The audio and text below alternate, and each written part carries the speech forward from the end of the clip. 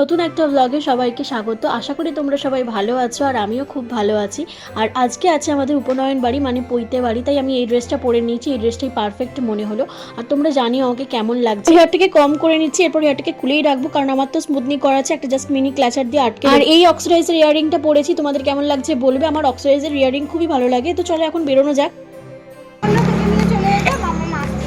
আর বলেছে তারপরে দেখে মুখটা দেখে একটু দাঁড়িয়ে করি। না রে বাবা দেখো না, চলো। আর উপনয়ন বাড়িটা আমাদের পুরোনো বাড়িতেই আছে, কারণ পুরোনো বাড়িটা এখন ভাড়া বসিয়ে দেওয়া হয়েছে। আর যিনি ভাড়া আছেন তারই ছোট ছেলের আজকে উপনয়ন আছে। অনেকদিন পরে আমি এই পাড়ায় আসছি, কারণ আমি প্রায় 18টা বছর এই পাড়াতে কাটিয়েছি। তারপরে তো আমি চলে এসেছি নতুন বাড়িতে, তো অনেক স্মৃতি মনে পড়ে। আর এটা হচ্ছে আমাদের পুরোনো বাড়ি। এখন তো অবস্থা খারাপ, কারণ অনেক ভাড়া বসে গিয়েছে, তো পাট হয়ে গিয়েছে। তাও তোমাদের সাথে শেয়ার করছি চলো। তো যে দিকটা একটা তলা করা আছে সেখানটায় আমাদের রান্নাঘর ছিল আর ওয়াশরুম ছিল, আর যে দিকটা যে দুতলা আছে ওদিকে নিচেটাতে ভাড়া বসে গিয়েছে, তো নিচেটা দেখানো সম্ভব নয়। উপরটা তোমাদের সাথে অবশ্যই শেয়ার করবো।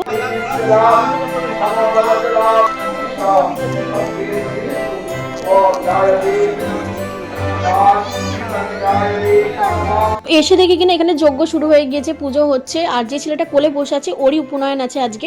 তো চলো তোমাদের সাথে আমার উপরের ঘরটা শেয়ার করি। আমার দাদু ভাই এই ঘরটা বানিয়েছিল, তাই দেখতে পাচ্ছেন অনেক পুরনো বাড়ি। আর সিঁড়িগুলো এত উঁচু উঁচু, এখনকার দিনে তো আর এরকম সিঁড়ি নেই, একদমই পরিষ্কার হয় না। আমরা অলরেডি 5-6 বছর চলে গিয়েছি নতুন বাড়িতে, তারপর থেকে তো আর পরিষ্কার করা হয় না, এরকমই পড়ে আছে। তো একটু ম্যানেজ করে নিও। আর এই দিকের পাটটাতে আমরা থাকতাম আর ওই দিকের পাটটাতে কাকিমারা থাকতো। এটা হচ্ছে আমার মা আর বাবার ঘর, কত বছর কাটিয়েছে এই ঘরে, তো সবকিছু মনে পড়ছে। এখানে একটা সিন্দুক আছে, সবাই বলে এটা আমার ঠাম্মার শাশুড়ির। তো এই সিন্দুকটা নাকি খোলাই যায়নি, তো যেমন পড়েছিল তেমনই পড়ে আছে, এখান থেকে নড়েও না চড়েও না। চলো এবার তো আমাদের আমার ঘরে নিয়ে যায়, যেটা আমার কাছে সব থেকে স্পেশাল। আর এখানে না তোমরা দেয়ালে আর দরজা সব জায়গায় কলকা দেখতে পাবে, সেগুলো সব আমার বাবার করা। আর এই হচ্ছে আমার রুম।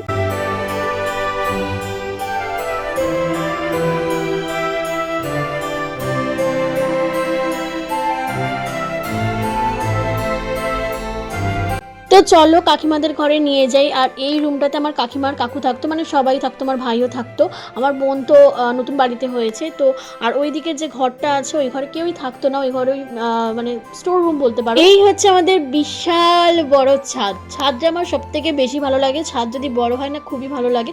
এখন তো মেসি হয়ে আছে, সব ভাড়া দিয়েছে, তারা সব জামা কাপড় শুকনো করতে দিয়েছে। আর সরস্বতী পুজো হয় সেটার প্যান্ডেল আর মা এখনো আছেন, তো এখনো প্রতিমা বিসর্জন হয়নি। আর তোমাদের আরেকটা জিনিস জুম করে দেখো কত বাদুর বসে আছে গাছটাকে আমি ছোট থেকে দেখছি, ঠিক এরকমই আছে। তো প্রায় 2:30 বাজে, এবার আমাদের নিচে যেতে হবে। অনেকটা মিস করি বাড়িটাকে। আর এই জায়গাটা না আমাদের ওয়াশরুম ছিল, আর এখানটাই বড় জায়গাটায় রান্না হতো। এখন আর রান্নাঘর নেই, এখন সেগুলো ভেঙে ঘর হয়ে গিয়েছে, এখন ভাড়া দেওয়া হয়েছে। তো প্রথমে একটু ফুচকা খেয়ে নিয়েছি, তারপর চলে গেছিলাম খাওয়ার জায়গায়। আর যেহেতু উপনয়ন বাড়ির মেনু ছিল নিরামিষ, আর নিরামিষ মেনুতে ছিল ভাত, শুক্তো, ডাল, বেগুনি আর এঁচুড়ের তরকারি, চাটনি, পাঁপড়, পায়েস আর মিষ্টি। তো চলো খাওয়া দাওয়া করে নিয়ে একেবারে দেখা হচ্ছে।